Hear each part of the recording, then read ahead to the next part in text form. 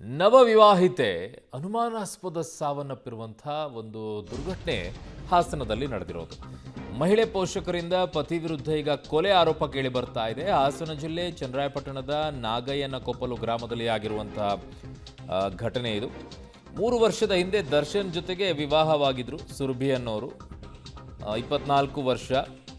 ದರ್ಶನ್ ವಿರುದ್ಧ ಅಕ್ರಮ ಸಂಬಂಧ ಆರೋಪ ಈಗ ಕೇಳಿ ಬರ್ತಾ ಇದೆ. ಶ್ರವಣಬೆಳಗೊಳ ಪೊಲೀಸ್ ಠಾಣೆಯಲ್ಲಿ ಪ್ರಕರಣ ದಾಖಲಾಗಿದೆ. ಪೊಲೀಸರು ಈಗ ತನಿಖೆಯನ್ನು ಕೈಗೆತ್ತಿಕೊಂಡಿದ್ದಾರೆ.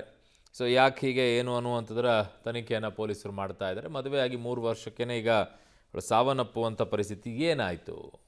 ಸೊ ಅಕ್ರಮ ಸಂಬಂಧ ಇರುವಂಥ ವಿಚಾರದಲ್ಲೇ ಈಗ ಇದು ಕೊಲೆ ಅನ್ನುವಂಥದ್ದನ್ನು ಯುವತಿಯ ಪೋಷಕರು ಹೇಳ್ತಾ ಇದ್ದಾರೆ. ಸೊ ಆ ನಿಟ್ಟಿನಲ್ಲಿ ಈಗ ಪೊಲೀಸರು ತನಿಖೆಯನ್ನು ಮಾಡಬೇಕು. ತಪ್ಪಿತಸ್ಥರನ್ನು ಸರಿಯಾಗಿ ಶಿಕ್ಷೆ ಕೊಡಿಸಬೇಕು. ನನ್ನ ಸಹೋದ್ಯೋಗಿ ಶಶಿಧರ್ ನನ್ನ ದೂರವಾಣಿ ಸಂಪರ್ಕದಲ್ಲಿದ್ದಾರೆ. ಶಶಿಧರ್, ಏನೀಗ ಪ್ರಾಥಮಿಕವಾಗಿ ಪೊಲೀಸರ ತನಿಖೆಯಲ್ಲಿ ಏನು ತಿಳಿದು ಬರ್ತಾ ಇದೆ? ಅರುಣ್, ಏನು ಸುರಭಿಯನ್ನ ಕರೆದ 3 ವರ್ಷಗಳ ಹಿಂದೆ ನಾಗಯ್ಯನಕೊಪ್ಪಲು ಗ್ರಾಮದ ದರ್ಶನ್ ಅವರಿಗೆ ವಿವಾಹ ಮಾಡಿಕೊಡಲಾಗಿತ್ತು.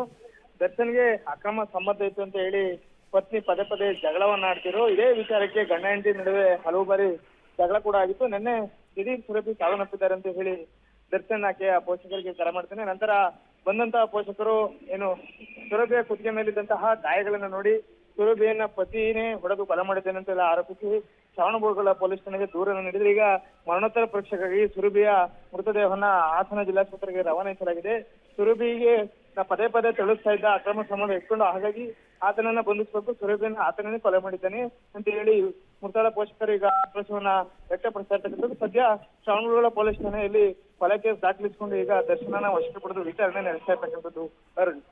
ಓಕೆ ಶಶಿಧರ್, ನಿಮ್ಮೆಲ್ಲ ಮಾಹಿತಿಗೆ ಧನ್ಯವಾದಗಳು. ಬಟ್ ಈಗ ಹೇಗೆ ಸಾವನ್ನಪ್ಪಿದ್ರು ಏನು ಅನ್ನುವಂಥದ್ದು ಮರಣೋತ್ತರ ಪರೀಕ್ಷೆಯಿಂದ ಗೊತ್ತಾಗುತ್ತೆ. ಅನುಮಾನಾಸ್ಪದ ಸಾವು ಅಂತ ಈಗ ಸದ್ಯಕ್ಕೆ ಪೊಲೀಸರು ತನಿಖೆಯನ್ನು ಮುಂದುವರಿಸಿದ್ದಾರೆ. ಮರಣೋತ್ತರ ಪರೀಕ್ಷೆಯಲ್ಲಿ ಗೊತ್ತಾಗುತ್ತೆ.